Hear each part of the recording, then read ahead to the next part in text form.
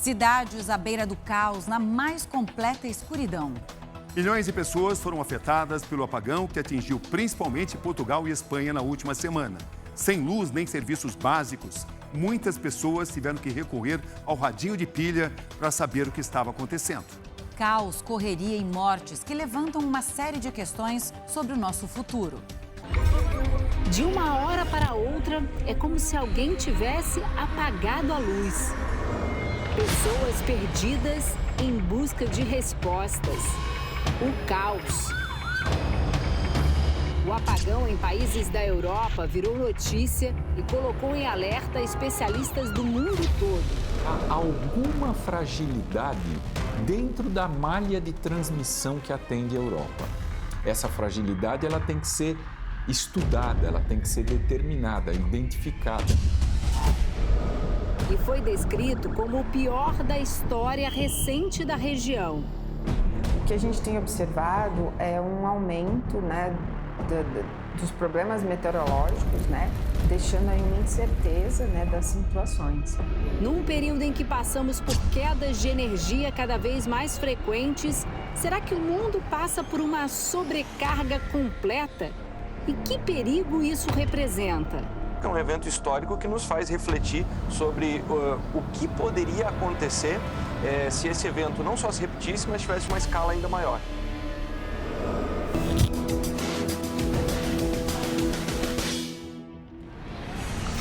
Segunda-feira, 28 de abril. Em poucos minutos, um apagão de grandes proporções afetou principalmente Portugal e Espanha, mas também partes da França, Andorra e Marrocos.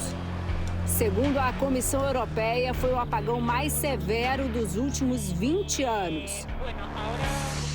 Aquele feeling de quando foi... Me senti na época da Covid, da pandemia. Foi tudo muito novo.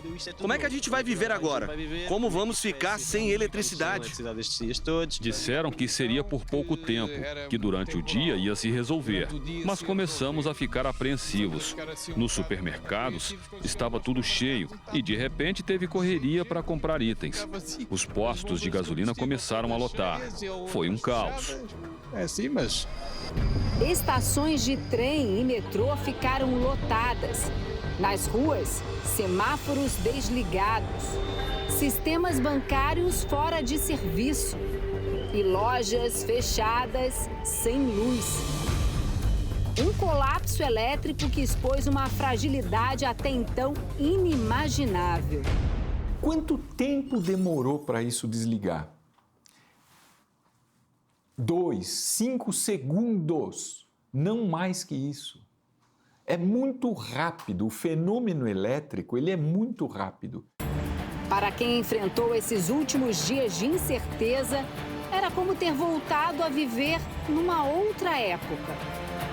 É uma viagem no tempo, até por isso que o jornal espanhol, ele falou o seguinte: um dia em que nós voltamos para o século XIX. E pensando sobre o que aconteceu, especialmente naquela primeira janela de 24 horas, foi exatamente isso que aconteceu. Então, tecnologia, no final das contas, é essa infraestrutura que determina como é o nosso modo de vida. Danilo Kim recorreu ao radinho de pilha. É lembrar a importância deste... Aí eu falei, meu Deus, e agora? Aí aqui em casa a gente foi ficando numa tensão, porque a gente não desgrudava do rádio e cada hora diziam uma coisa diferente. Ninguém falava uma coisa certa, né? Ele é brasileiro e vive em Portugal há 7 anos. E postou nas redes sociais o caos que tomou conta do sistema de metrô português. E eu comecei a escutar elas comentando que vai demorar 8 horas esse apagão aqui, foi um apagão. Tivemos que descer do vagão e caminhar pelo trilho. Eles tinham pessoas mais velhas, tinha pessoas com sacolas. Aí me assustou um pouco, que aí eu comecei a ver todas as pessoas na rua, comecei a ver os olhares perdidos, ninguém sabia o que estava acontecendo de fato. Julie também ficou sem entender nada. Ela mora em Valência, na Espanha. Tinha acabado de voltar de uma viagem fora do país de 10 dias. O avião pousou em Madrid, capital espanhola, mas ela e os demais passageiros não puderam desembarcar. Ficaram dentro da aeronave por 1 hora e 40 minutos. E foi quando o piloto falou em espanhol que nós estamos passando por um apagão nacional. O apagão está em Portugal, Espanha e sul da França. Não temos rádio, não temos comunicação, internet, eletricidade. O país inteiro. A primeira reação é olhar para o lado com uma carinha meio desesperada e pensar: como pode estar acontecendo a gente estar sem internet, sem eletricidade? Como o país inteiro está? Não é possível um país inteiro estar sem eletricidade. Ela está acostumada a viajar o mundo. Já enfrentou muitos contratempos, mas nunca algo assim. E começam os pensamentos que são resultado de um apagão. Tá, eu preciso resolver minha vida. Como eu vou chegar em casa? Meu Deus, tem um apagão, eu não consigo chegar de trem. Eu vou precisar alugar um carro? Talvez todo mundo esteja alugando um carro. Como eu chegarei em casa? Ao menos 5 pessoas morreram na Espanha em eventos relacionados ao apagão. As vítimas eram idosas e tinham necessidades especiais. O apagão histórico deixou Portugal e Espanha no caos. O incidente mostrou que, apesar dos avanços tecnológicos, o sistema elétrico possui vulnerabilidades capazes de surpreender o mundo.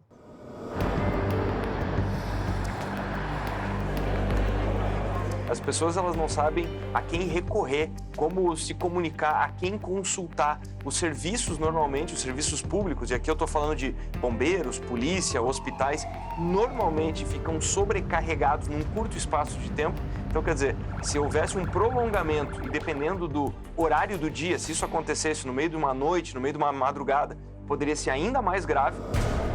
Mas o que explica o apagão? Como, em questões de segundos, 60 milhões de pessoas ficaram sem luz? Uma das possibilidades é a geração solar, tendo em vista aí que a Espanha, dentre as suas fontes de geração, 50% é proveniente de geração solar.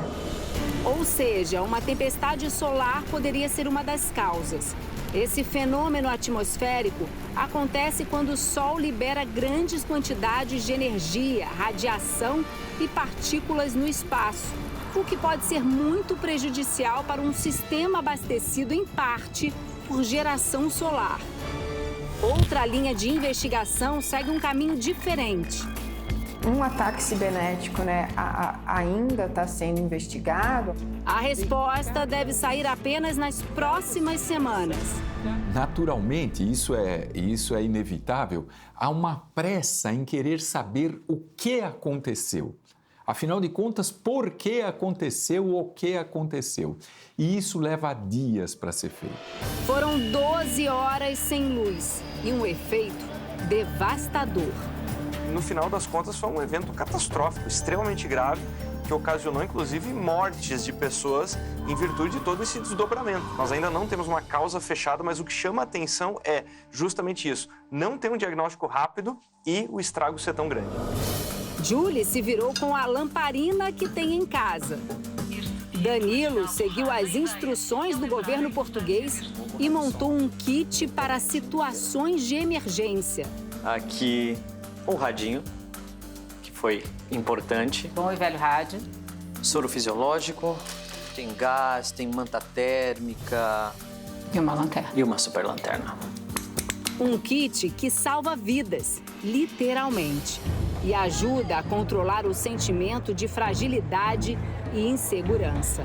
A gente ainda não está preparado para esses blackouts constantes, E eu acho que essa é uma próxima demanda, O sistema elétrico é robusto? É confiável? Mas espera lá, ninguém disse que ele é ininterruptível. Não se pode estocar energia. Então nós temos que ter um equilíbrio, momento a momento, entre geração e consumo. Se esse sistema em algum momento desestabilizar, ele pode entrar em colapso.